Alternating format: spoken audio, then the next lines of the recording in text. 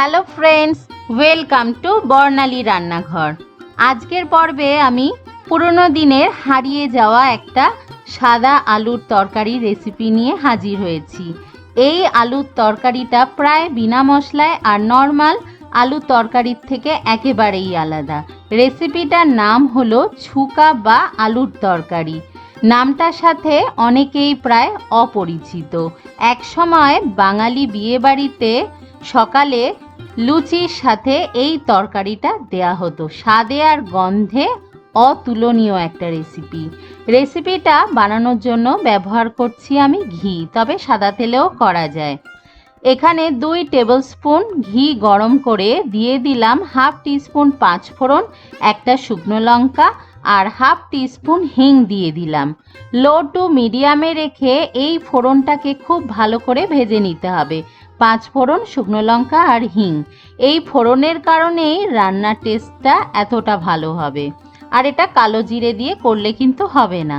ফোড়নটা ভাজা হয়ে যাওয়ার পরে এর মধ্যে 2 বড় সাইজের আলুকে দেখুন ঠিক এইভাবে কেটে দিয়ে দিতে হবে।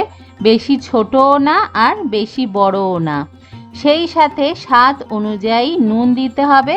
নুনটা বুঝে দিতে হবে, কারণ অতিরিক্ত ঝোলঝোল হবে না, একটা গা মাখা গ্রেভি হবে।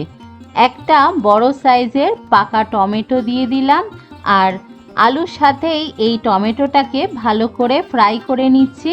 তবে ফ্রাইটা এমনভাবে করতে হবে আলুর মধ্যে যেন কোনো কালার না চলে আসে। হালকা একটু ফ্রাই করেছি, আলুটাও একটু ফ্রাই হয়েছে আর টমেটোটা সফট হয়ে গেছে।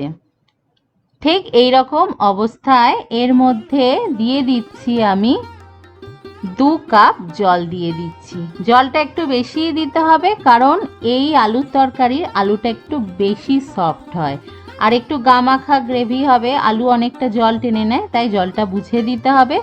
2 কাঁচা লঙ্কা দিয়ে দিলাম, অবশ্যই দেবেন, খুব ভালো একটা ফ্লেভার এনে দেবে। আর অবশ্যই একটু চিনি কিন্তু দিতেই হবে স্বাদের ব্যালেন্সের জন্য। চিনি না দিলে টেস্টটা ভালো হবে না। এবার আমি লো টু মিডিয়াম ফ্লেমে ঢাকা চাপা দিয়ে রেখেছিলাম 15 মিনিটের জন্য। গ্যাসের ফ্লেমের ওপর নির্ভর করছে কতক্ষণ লাগবে আলুটা সুসেদ্ধ হবে, সেই রকম টাইমে আপনারা ঢেকে রাখবেন। আলুটা এখন সেদ্ধ হয়ে গেছে। এবার আমি খুন্তি দিয়ে খুব ভালো করে একটু ভেঙে দিলাম। সব আলু ভাঙিনি, কিছুটা আলু ভেঙে দিয়েছি, যাতে ঝোলটা একটু ঘনও হয়ে যায়, টেস্টিও হবে, আবার দেখতেও ভালো হবে। তারপরে গরম গরম লুচির সাথে আমি সার্ভ করেছি আমাদের আজকের রেসিপি ছুকা বা লুচির তরকারি। অবশ্যই আমার পদ্ধতিতে এই পুরনো দিনে হারিয়ে যাওয়া সাদা আলুর তরকারি বা ছুকাটা বানান। আপনাদের কেমন লেগেছে সেটা আমাকে কমেন্ট করে জানাতে ভুলবেন না। আর নতুন যদি কোনো ভিডিও রিকোয়েস্ট থাকে সেটাও আমাকে অবশ্যই কমেন্ট বক্সে লিখে জানাবেন। ভিডিওটা দেখার জন্য সবাইকে অনেক ধন্যবাদ। ভালো খান, সুস্থ থাকুন, বাই।